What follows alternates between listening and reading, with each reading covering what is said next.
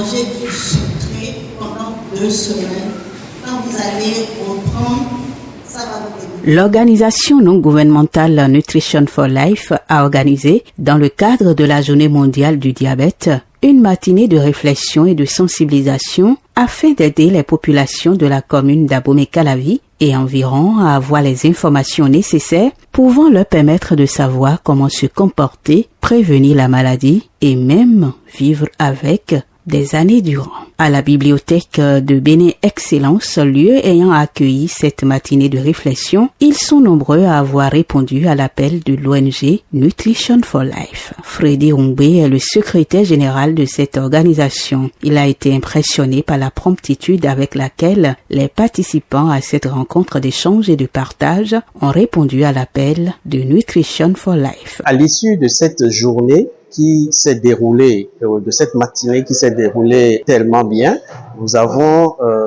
nous avons eu la présence d'une 50aine de participants qui ont suivi avec attention les différentes présentations qui ont été faites et les échanges interactifs, ma foi, me laissent comprendre ou percevoir que cette matinée a permis aux uns et aux autres des participants d'enrichir leurs connaissances, notamment en matière de diabète et de prévention de diabète. Également d'enrichir leur pratique parce que nous avons eu des séances pratiques d'exercice physique pour montrer aux uns et aux autres quelles sont les activités que nous pouvons mener ou faire afin de maintenir justement les muscles qui sont sur notre corps. Axé sous le thème diabète, alimentation et activité physique, les participants ont eu droit à une première communication sur les manifestations, le traitement et la prévention du diabète, présentée par Dr Traoré Yakoubou Adam, médecin interniste diabétologue. Elle a offert la possibilité à tous d'apprendre davantage sur cette maladie perçue par nombre de Béninois comme une fatalité. Le médecin revient ici sur la quintessence de sa communication. Nous avons dit que le diabète sucré est une maladie chronique évolutive qui se manifeste par une augmentation du taux de sucre dans le sang. Alors, les facteurs de risque de développer le diabète sont principalement le surpoids et l'obésité, la sédentarité, les antécédents familiaux de diabète sucré, le taux de cholestérol élevé, la consommation d'alcool et de tabac.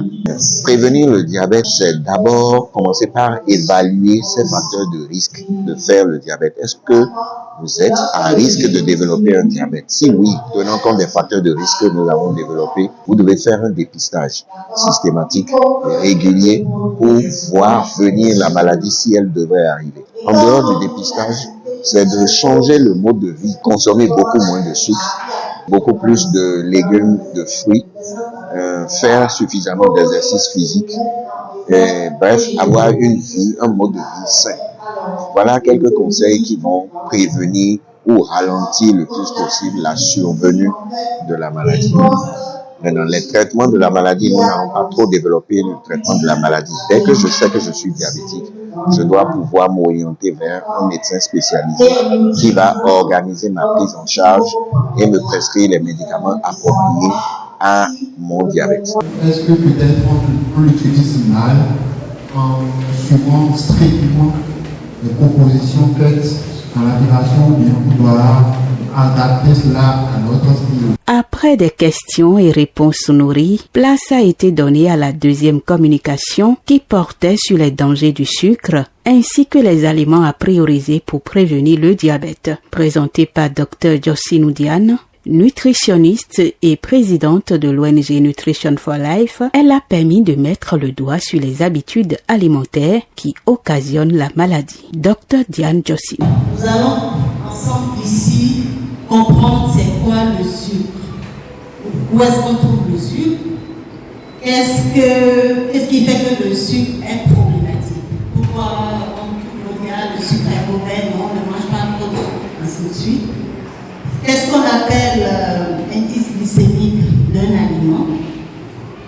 Ensuite, nous allons parler des aliments riches en sucre qu'il faut limiter, pas exclure de son alimentation. L'alliance est verte. Ici, nous avons le sucre simple. Vous voyez, ça c'est un sucre, ça aussi. Je ne vais pas aller dans les noms scientifiques, mais ce sucre-là, disons l'orange, c'est ce qu'on trouve dans les fruits. Celui-ci, c'est ce qu'on trouve dans les pains et tout, et c'est ce qu'on trouve dans le lait. Donc, lorsqu'on boit, on mange un fruit par exemple, le sucre qui est dedans se présente comme ça, et l'organisme prend juste son paquet et il avale, il digère ça dans le sang. Nous avons ces genres de molécules où, lorsque nous les consommons, le saccharose, c'est-à-dire le sucre blanc, que nous avons souvent, ça se présente comme ça. Donc, quand nous consommons, l'organisme, il coupe juste là et puis il absorbe tout. Donc, ces deux catégories-là sont les plus faciles à digérer et rentrent dans le sang. Par contre, ici, c'est les sucres que nous avons dans les céréales, dans l'amidon de façon globale. Donc, pendant qu'on a par exemple 10 molécules libres comme ça dans le sang, qu'on consomme, l'organisme avale les 10. Peut-être qu'il peut assimiler tout en 10 minutes. Alors que si c'est comme ça, il va prendre le temps de travailler, de couper ici, jusqu'à avoir une molécule, la molécule isolée, et maintenant de commencer à absorber. Le public a religieusement suivi cette communication qui a donné les voies et moyens pour une amélioration des habitudes alimentaires. En témoignent les questions d'éclaircissement qui ont été posées. J'ai deux questions. Peut-on consommer du sucre roux? Et ma deuxième question, c'est au niveau des viandes. Depuis que j'ai cette maladie, on me dit que ce n'est pas bien de consommer la viande de porc, puis or c'est la nourriture préférée parce qu'on est sur le niveau. Et depuis ce temps, quand je passe là où j'ai l'habitude de prendre ça, je me dis, mais cette maladie, qu'est-ce que je fais comme ça? Maintenant, j'ai constaté que vous avez mentionné la viande. On peut aussi en consommer. Est-ce que c'est possible que je puisse continuer à consommer ça? La première question, c'est est-ce qu'on peut consommer du sucre roux? Si vous êtes déjà diabétique, je vous conseille de ne pas. Parce que ça fait partie des sucres qui vont rapidement faire monter votre glycémie. Prenez des alternatives, le miel, mais en très petite quantité pour avoir ce goût, après que ça ne soit pas fatal. Mais tout ce qui est saccharose et tout, si vous pouvez laisser tomber, vous pouvez laisser tomber. Après des échanges nourris, place à la dernière communication de cette matinée de réflexion. Présentée par Dr Dansou Guédébé Florence, docteur en sociologie du sport, elle porte sur l'activité physique et le diabète. À travers cette présentation, les participants ont compris l'importance du sport et quels sont les mouvements et les types d'exercices à prioriser quand on est diabétique ou quand on veut se mettre à l'abri de cette maladie. Quand nous sommes dans un environnement de travail qui vous donne du stress, il est conseillé, après 1 heure, 2 heures de position assise, de se lever, de bouger son corps. Ça déstresse. Le sport permet d'augmenter la masse musculaire.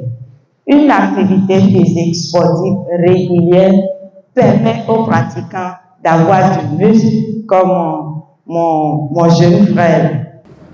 Pour travailler un muscle, il faut un temps qu'on donne à solliciter l'exercice. Il faut un temps de pause et après, il faut un massage. C'est tout cela qui fait le travail du muscle. C'est ça qui donne le résultat qu'il faut.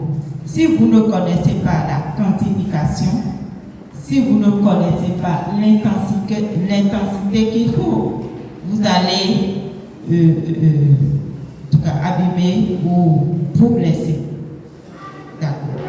Maintenant, à un certain âge, c'est vrai, il y a les applications. Il faut forcément consulter un médecin traitant.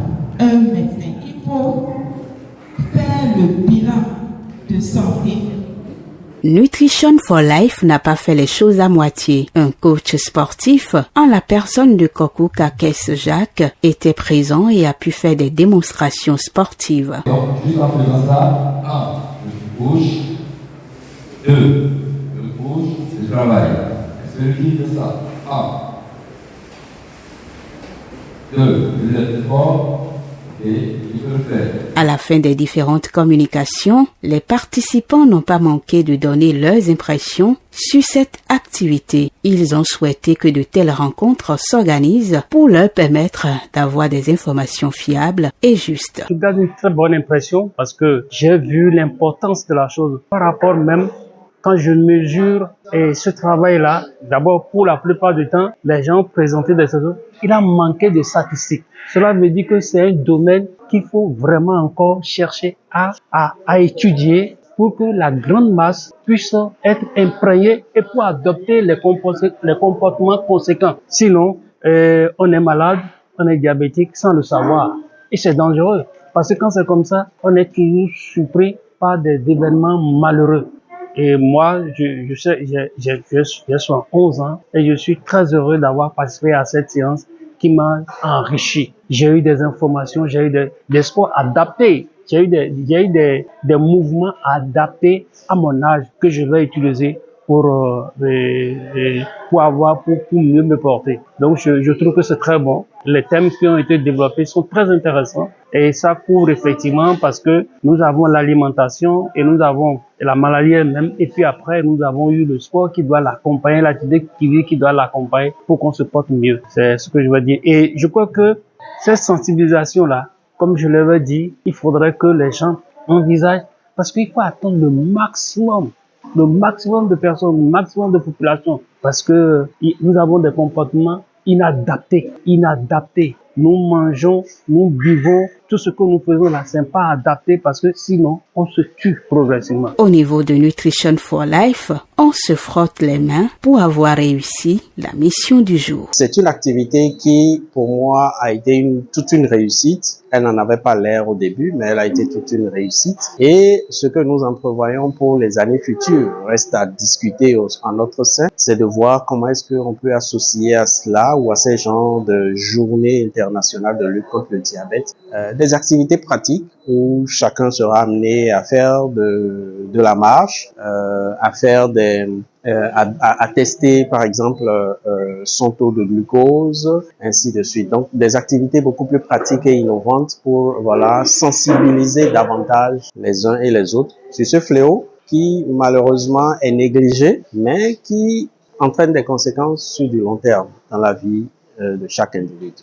Mes impressions sont très positives parce que il y a eu quand même un certain engouement, un certain intérêt par les participants sur les différents sujets que nous avons eu à aborder, que ce soit le sujet relatif à la santé et à la maladie elle-même, que ce soit sur la thématique de l'alimentation ou la thématique des activités sportives. Les gens ont posé beaucoup de questions et j'ose croire que c'est parce qu'ils ont été intéressés et je ne doute pas du tout que cette activité que nous avons menée pourra avoir quand même un certain impact, une certaine influence sur les habitudes de vie de ceux qui ont participé à cette activité. Donc je suis vraiment satisfaite et je rends grâce à Dieu pour cela. Place donc à d'autres challenges pour le bien-être et l'épanouissement de la population.